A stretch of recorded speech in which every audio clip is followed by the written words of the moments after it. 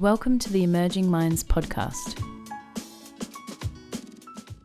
Hello, my name's Dan Moss, and today we're talking with Bec Edser. Bec is a child and family coordinator at Emerging Minds and has been working closely with us on developing two courses, Child-Centred and Family-Focused Practice with Children with Disability and Child-Centred and Communication-Focused Practice with Children with Disability. So, as well as Bec's role with us at Emerging Minds, she also is a mother, and one of her children, Wolfie, has a fairly recent diagnosis of neurodiversity. And as we've gone about these courses in disability, Bec has been willing to share some of her experiences with practitioners, both before and after her son's diagnosis. So, Bec, we really appreciate you joining us today. Welcome. Bec, I wonder whether you might start off by talking a little bit about your experience as a mum. Sure. So I have a beautiful 6-year-old neurodiverse son who, was diagnosed probably 1.5 years ago. But we always sort of thought there was something special about him. He has some amazing abilities and he also has a lot of challenges that we are trying to help guide him on. And I've just learnt so much from being his mum, from him and from all the team that are around him, supporting him. Bec, I'm wondering, can you tell us a little bit about the process for receiving the diagnosis and your reaction and the family's reaction to that? Sure. So when Wolfie moved to a new childcare, when he just turned 4, we noticed that he was having a lot of trouble with transitions, coming into the service in particular. And there was a beautiful educator there who really spoke to us as parents in a really kind way about what might be happening for Wolfie. And we noticed things at home too about how he seemed really dysregulated and how he was quite different from his siblings in lots of ways. And we had wondered about what might be going on for him. So I guess she first spoke to us about sensory processing disorder, which I'd never heard of up until then. And we explored that and found out about that. And she suggested we might engage with an OT, which we did. And she's been on Team Wolfie right along the way. And she's such a fantastic advocate and practitioner for him. And she suggested that it takes a long time to go through a diagnosis for autism. So she suggested that we might start that process, and it mightn't mean that comes to what it will be in the end, but that it was something to just maybe give a go just to find out a bit more. So obviously we were talking with his GP right along the way. We engaged with a paediatrician who started the autism assessment process, and that was pretty horrible. It's so deficit-based and, we want to find the good in our son and build him up so he's strong and happy and all that, and really had to pick apart all the things that were going wrong. And I found that very challenging, and it was a really hard time for the whole family. And there was this one real aha moment when my partner and I went into the service to participate in an activity for NAIDOC Week, and my partner was sort of running the session.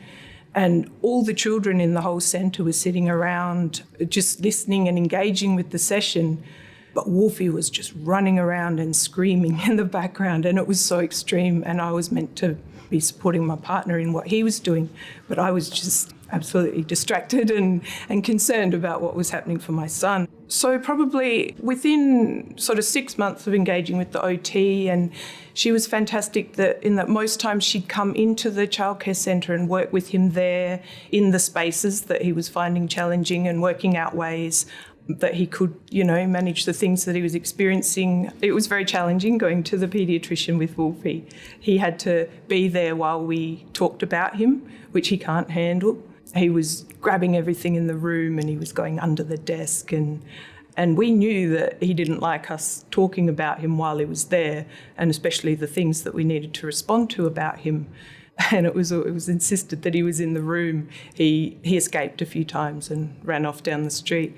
And I suppose we know that that's him saying I don't like this. So Bec, it sounds like within a relatively short span of time in your son's life, in Wolfie's life, you were involved in lots of professional appointments, some of which sounded like a reasonably supportive or positive experience, some of which Wolfie and probably yourself would say weren't so supportive.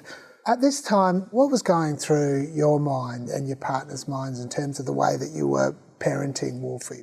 Yeah, it's been such a big learning journey. We started off not knowing anything much about what we needed to do. So it's been a really big thing to sort of have to educate ourselves and about what we did need to do and how we needed to work with our son. And we're still absolutely on that learning journey. And we've had some great people along the way to guide that. I mean, I've mentioned that fantastic educator at his childcare, that when he started school, then he had a really wonderful teacher who just held him for the whole year and guided him through his first year of primary school and made such a difference to him. We also engaged with a speech pathologist, aside from the one who was undertaking his assessment, who is also on his team and is just really essential to helping him go through his life. And he's really lucky he has the OT and the speechy visit him at school. Sometimes they'll do sessions in class with him and help the teacher with how they need to work with Wolfie. And sometimes he'll come out of the class and he'll work on some specific things with them. And I feel like the communication with them and us has been really great, and with the school, which has been really important to making that work. But having said that too, I do feel like his case manager a lot of the time, and I find it really hard. I want to just be his mum, and I've taken on this role of managing all the services that sort of come in and wrap around him, and being the conduit point for information and communication between all the different parties working with him. Bec, I've noticed you mentioned a couple of times this idea of they're on Team Wolfie. Where did this expression come from? I imagine it was probably my partner, Wolfie's dad, who said that. I remember him when we first met with the OT, even before she'd met with Wolfie. We were both really craving information about how we could help him. And I think he invited her to be on Team Wolfie and to help be an advocate for Wolfie alongside us. And yeah, I think it was a really nice way of thinking about it, and I've just held on to it since then and invited other people onto the team. So this initial appointment with OT, that seems like it was quite a pivotal moment in your lives and possibly Wolfie's life in terms of starting to develop this team around the child. Can you remember your initial impressions or how you felt in terms of experiencing that initial consultation? It was mixed, because before we started on this journey, we just thought we were shit parents. And when we thought, there might be some things going on that, I think I'm very hard on myself, and I'm always thinking there's going to be more that I need to be doing. But I think it was a relief too, just to know that there's people we could bring in that were going to help Wolfie and, going to help us be able to help Wolfie. Initially meeting with the OT, I really appreciated that she and other professionals, when we first started out working with them, would take that time to talk with me and my partner without Wolfie there, because, eventually he's going to probably realise, and we'll talk to him about how he has this diagnosis, but at the moment we want him to feel like any other kid.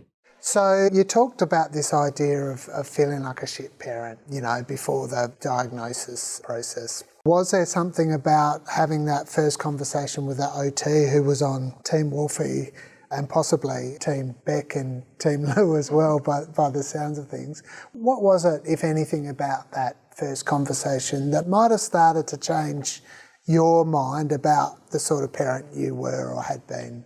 In that first meeting, she very kindly pointed out to us all the things that we were doing that were really helpful already, and has continued to do along the way when that doubt creeps in. But she also recognised how much other stuff we had going on in our lives.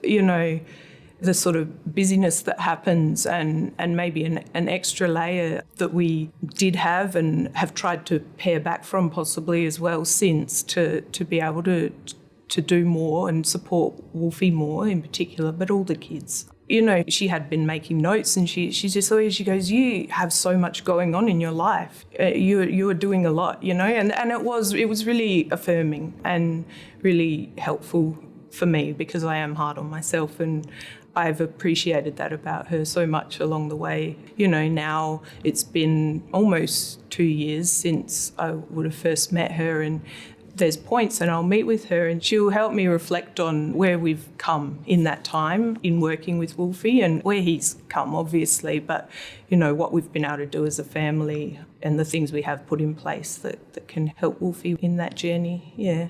So part of being on Team Wolfie then really is this idea that she can help support you, you know, maybe at those times where you are being a little bit hard on yourself, and kind of reflect on the progress that, you know, your whole family really has made over the last couple of years. Yeah, absolutely. And I think, yeah, she's done that right along the way, and it's been, I know it's helped me a lot as probably the main person who's there organising everything for Wolfie. And I don't often take a step back and go, oh, I am doing a lot here. Yeah. And what do you think that's meant, the support that you've had from the OT and sounds like a speech pathologist as well, and a really great teacher?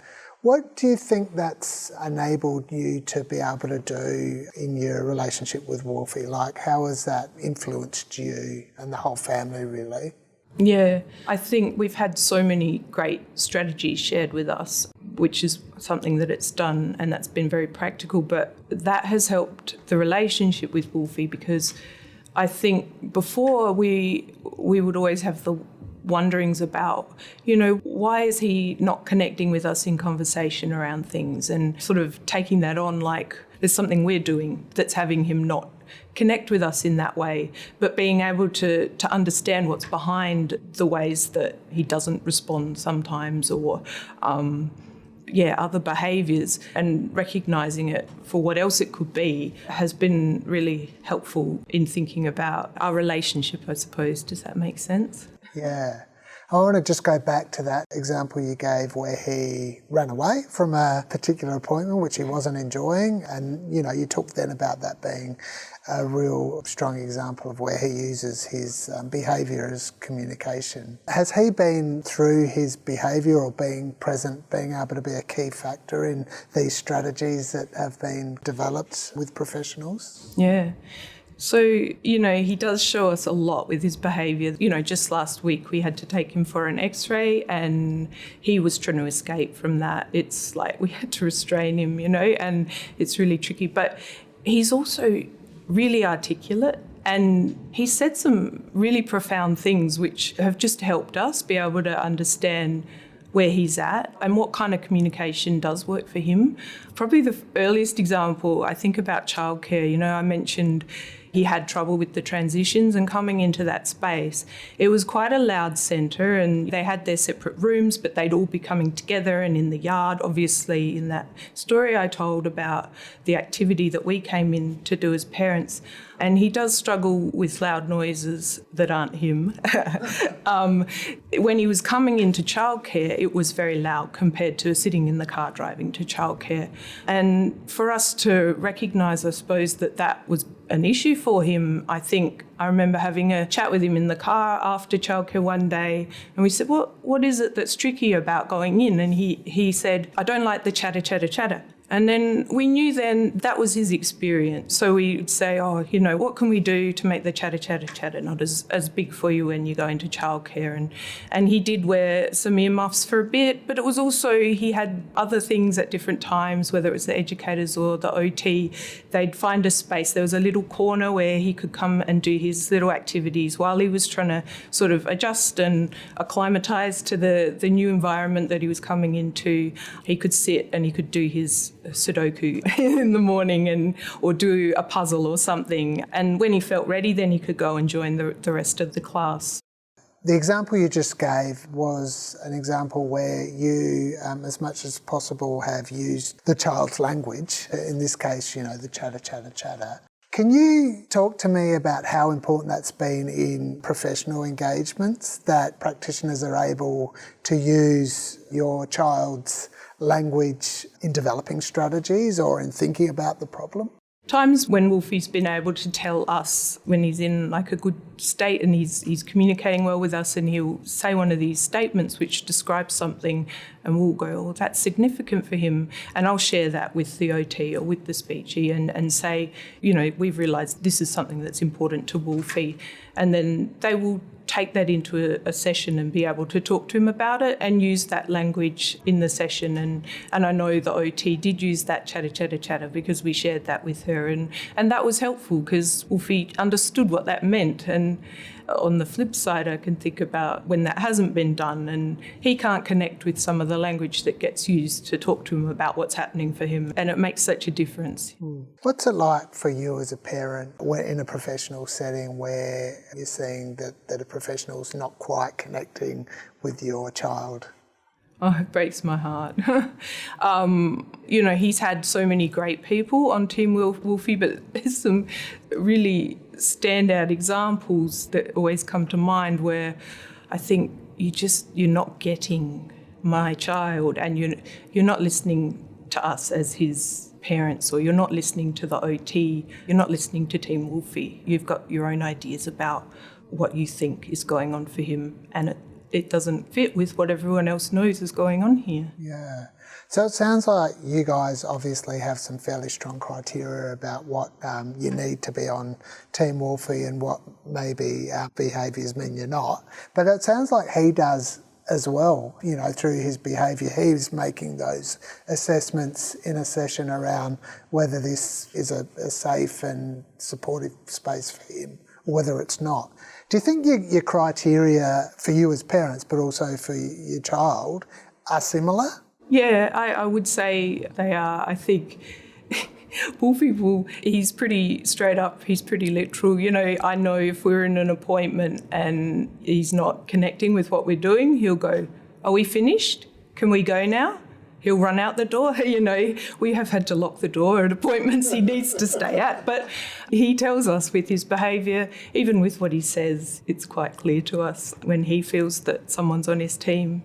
So I'm wondering how, given that you do have these really strong criteria around what constitutes being on Team Wolfie and what doesn't, what are the differences that you notice for yourself, like in your own reactions when you're working with, the OT that you're talking about, where you're feeling supported and affirmed and acknowledged, compared to sessions where you haven't felt so acknowledged? It's so helpful because I think there's this thing that happens, and I imagine it's quite common for a lot of kids experiencing some of the things. At home, we're his safe place and we get everything. And it's big and it's hard and we just go through it. But no one else sees that exactly. I guess the OT, the speechy, other professionals, they know that that's happening. And, there might be some stuff at school or, other family, but they see this child differently to us. They don't get exactly the same Wolfie. And it's affirming for us to have these professionals that say, we hear what you're saying, we see what you're talking about, and we know that you're going through a hard experience with your child and it's hard for him, it's hard for you, and we're going to help you with that. We're going to walk with you and support you on this journey. And that's really helpful because even friends and family mightn't see exactly what we're seeing and mightn't experience exactly what we're experiencing and mightn't know how hard it is exactly. But I think some of the professionals, they really do, because that's what they work with and they hear it from other parents. And that's really affirming for us. So there's something important in practitioners getting to know the same Wolfie that you know through their conversations with him, but also through finding out as much information as they possibly can from you in kind of treating you as the expert in your child's life. And all credit to Wolfie, he's amazing at masking. You know, that thing where he'll go to school and he contains all this stuff all day and it's massive for him. He holds it in and then he comes home in the evening and it's like a big explosion. And that impacts the whole family. And no one knows what that's like except our little family unit. And I mean, while it's a great skill for him to have, to be able to know how to behave in certain social situations and be able to implement that, we still need to work out ways that he can have outlets during the day, like a day at school, you know, cognitive breaks, that he doesn't carry that through the whole day and then it's massive for our family in the evening and hard for the other kids as well. I want to ask you a little bit about this idea of time as well, Bec. Knowing you, I know that you work really hard and have, you know, strong demands in your job, and then also you have a family and other children as well. How have you thought about structuring time to do everything that you need to do, but also still providing that extra support which Wolfie needs? Sometimes I really don't know how I do it, Dan. Obviously, I work. I'm a working mum, and my partner works. And yeah, it's a lot. I did cut down 1 day a week at work, and essentially that's my mum admin day, I call it. But it is often appointments for Wolfie, you know, trying to manage all the things that come up. Time is so precious. I constantly have guilt about time, mum guilt, you know, like I don't have enough time for all my kids. And yeah, obviously there's a lot to consider for Wolfie and I feel guilty for the other kids. But it is trying to find those moments and trying to connect with each of the kids in their interests. Sometimes in our family situation, I guess, it's me and my partner working really closely together and communicating so well, because if we don't, how do we manage all this? And some of the dynamics are really big around siblings and we're still navigating all that. I think we've got a long way to go to, you know, you try as much as you can to build in the structure and the routine in what you do in the home life, and that is so helpful, not just to Wolfie, but the other kids as well. But yeah, we stumble along the way and yeah, I think it's, like I said before, it's just a continual learning thing. With Wolfie, we know that he does really well with structure and routines. He also does really well with visuals. So we have a lot of charts up around the house. I've tried so many different ones, which are often suggested by the OT, but also, you know, courses we've done with Autism SA and Positive Partnerships, these services that we can access. And Wolfie responds really well to these charts. Wolfie won't often eat the same meals as us, so I need to find out what he will eat, what I can get him to eat of any meal. And so he has one chart and it just says, I would like to eat. And he has a whole bowl of pictures of foods that we know that he's comfortable with. So I can ask him any morning, I can go, Wolfie, what do you want for breakfast? I can ask him 20 times and I won't get an answer. But if I give him that sheet, he knows what it says, he knows where his pictures are and he can stick them on there and I'll know what to get him for breakfast. Sounds like there's so much that as a mum you need to navigate, which is so much more than only the specifics of your child's disability. So when you work with a practitioner, is it important for them to take a holistic approach and help you to think about navigating all these challenges rather than focusing only on what Wolfie can't do? Oh, absolutely. And there's been so many different areas that we've needed to work on. We'll often just go, what's the biggest at the moment? What do we need to pick out of, you know, we've got troubles with sleep, troubles with food, troubles with listening, you know, different things. What's the biggest thing? What's getting in the way the most of his daily functioning? And that's what we'll work on. And they've put out suggestions. We've tried things. Sometimes it works. Sometimes it works for Wolfie. Sometimes it needs to work for Wolfie and the family as well. So it's a lot of trial and error. And I think the great thing, and particularly with his OT, you know, she's giving us these strategies, but she's not hard on us if it's not going to work. And she knows that there's so many other factors in Wolfie's world because she's taken the time to hear everything else in our life. If we haven't managed to work on his sleep when we've had a big session talking about it and planning out how we're going to do it, that's okay too. We can come back to it. We can give it a go another time. Yeah.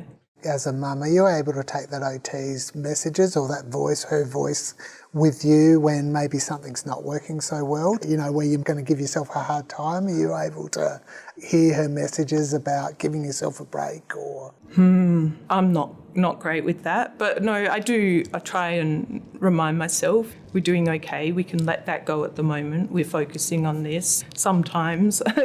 And, you can have the best intentions to implement all these strategies, and then it comes down to a specific day. And like, for instance, Monday this week, Monday's always hard. You've had the weekend, everything's slower, and then he goes back to school, and it's that transition, and it's just all the sensory input, it's everything. And then we always know Monday nights are going to be huge. But he had a relief teacher on Monday too, so it was extra huge. And you can have the best intentions to try out this thing the OT said, to try out something the speeches suggested. And then one of the other kids has got something going on as well, and that whole dynamic, it doesn't always happen. And I guess we do need to always just try not to be so hard on ourselves and go, yeah, we are doing okay, and probably ask for help too, which I'm not good at doing, but it's important. It sounds like you've had some negative experiences with practitioners, but also what you've been able to describe today is some overwhelmingly positive influences of practitioners being on Team Wolfie. What do you think that meant for him and meaning for him as he grows up and starts to make sense of both himself and his diagnosis? Yeah, I'm sure it's very helpful, and I'm sure it's all contributing to who he's going to be able to become as he goes through life. And yeah, I hope we're doing enough. For me, I'm always thinking, what can I be doing more, but I think he's very fortunate. I suppose he was quite young to get some of these things in place, and I think that is going to do well for him as he goes along. Bec, I've really appreciated your insights and you sharing your experiences with us today, so thank you very much. Visit our website at www.emergingminds.com.au to access a range of resources to assist your practice. Brought to you by the National Workforce Centre for Child Mental Health, led by Emerging Minds. The National Workforce Centre for Child Mental Health is funded by the Australian Government Department of Health under the National Support for Child and Youth Mental Health Program.